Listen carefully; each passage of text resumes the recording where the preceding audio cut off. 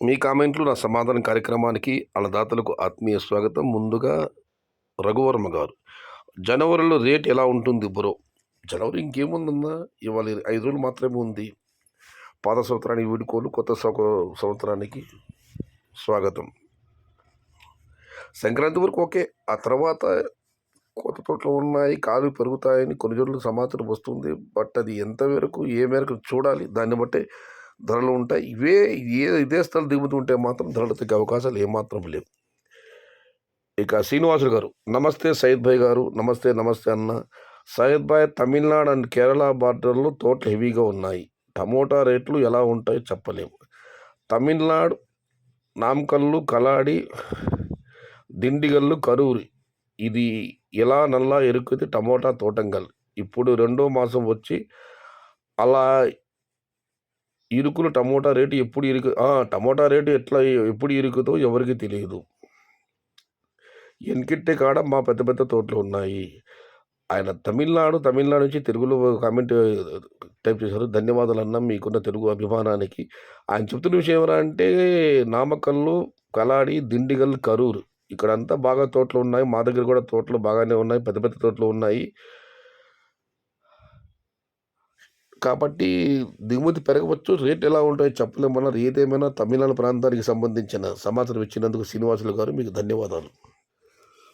ఇప్పుడు నాటుకుంటే వాతావరణం మాత్రం సపోర్ట్ చేస్తుంది. తక్కువ పెట్టుబడితోనే దిగుబడి బాగా వస్తుంది. రేటు విషయం మాత్రం దైవాధీనం. అనంతని రమేష్ గారు, super JNTR, thank you Srinath గారు. ఇక సుదర్శన్ నాయుడు గారు, ఈరోజు మీ కామెంట్లో నా సమాధానం కార్యక్రమంలో నాకు నచ్చినది ఎన్టీఆర్ గారి డైలాగ్ చాలా బాగా నచ్చిందన్న. Thank you bro. ఇక మనం మరొక పరిశీలిస్తే గురవయ్య గారు, రామకృష్ణ కామెంట్ పెట్టడం లేదు భయ్య. దీనికి రామకృష్ణ గారు ప్రత్యుత్తరం ఇచ్చారు. ఎందుకు కామెంట్లు పెట్టలేదన్నా, పెడుతున్నా, కొద్దిగా బిజీగా ఉన్న తోటలో పని మీద. నేను నిజాలు చెబుతా ఉంటే కొంతమంది గుండెలు జారుతున్నాయి. అందుకు నేను ఎందుకు కామెంట్లు పెట్టాలి? వాళ్ళే చూస్తారు జనవరిలో ఏం జరుగుతాయని. అందుకు నేను పెట్టడం లేదు. ఈరోజు మళ్ళీ అడుగుతారు, ఆ రోజు పెడతా. కామెంట్లు భారీగా ఉంటే నా కామెంట్లు, నేను కొద్దిగా తోటలో బిజీగా ఉన్నా, మనం ఏది చెప్పినామో ఆ మాట మీద కట్టుబడి ఉన్నా. సంక్రాంతి తర్వాత సరుకు పెరుగుతుంది.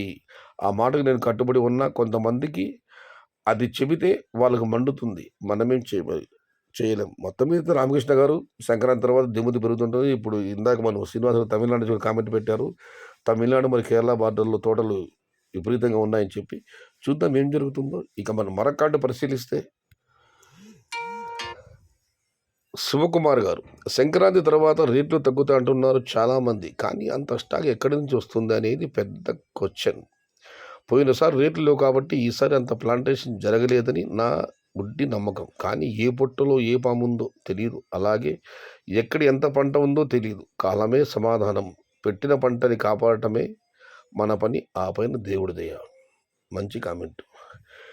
జనవరి లాస్ట్ నుంచి భారీ సరుకు వస్తుందన్న, అన్ని రాష్ట్రాల నుంచి సరుకు ఉంది లేదనుకోవడం మన అమాయకత్వం. దీనికి వినోద్ రెడ్డి గారు రిప్లై ఇచ్చారు. అన్నా, మీ ఏరియాలో జనవరి ఎండింగ్కి వచ్చే తోటలు ఎన్ని ఏకర్స్ ఉన్నాయి? దీనికి రామకృష్ణ గారు ప్రత్యుత్తరం ఇవ్వలేదు. ఇక మణికుమార్ గారు, రామకృష్ణ గారు మీ నెంబర్ అని అడుగుతున్నారు. ఇక శివకుమార్ గారు, చివరిగా నువ్వు మరీ భయపెట్టిస్తున్నావన్నా, భయం వేస్తోంది. సంక్రాంతి తర్వాత మావి కటింగ్ పడతాయి. నువ్వు చెప్పే లెక్కల్లో ఆశలు వదులుకోవాల్సిందన్నా. లేదు శివకుమార్ గారు, ఎప్పుడు తోటలో ఉన్నాయని అంటున్నారు. బట్ ఆ సమయానికి ఏమవుతుందో, ఏం జరుగుతుందో కంగారు పడకండి.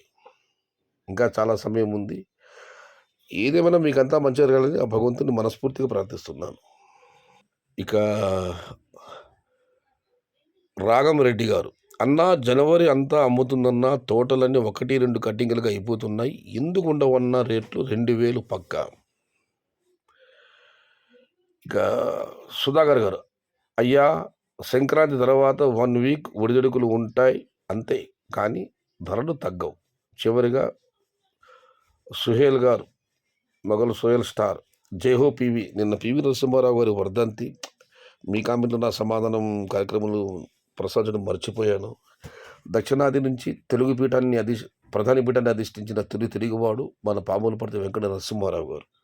అప్పటి చంద్రశేఖర్ ప్రభుత్వం బంగాళీలో ప్రపంచ బ్యాంకు తాకట్టు పెట్టి మరీ అప్పు తెచ్చింది.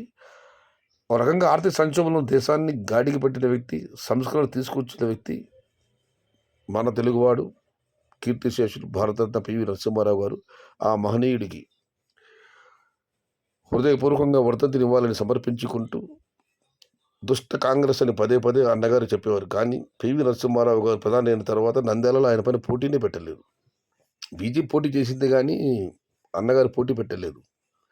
5 లక్షల భారీ మెడతో ఆయన విజయం సాధించారు నంద్యాల. అది ఆనాటి రాజకీయ నాయకులకి. మన తెలుగువాడని చెప్పి ఆయన ఆ రోజు పోటీ పెట్టలేదు. పోటీ పెట్టి పరిస్థితి ఎలా ఉండదో మనం చెప్పలేము.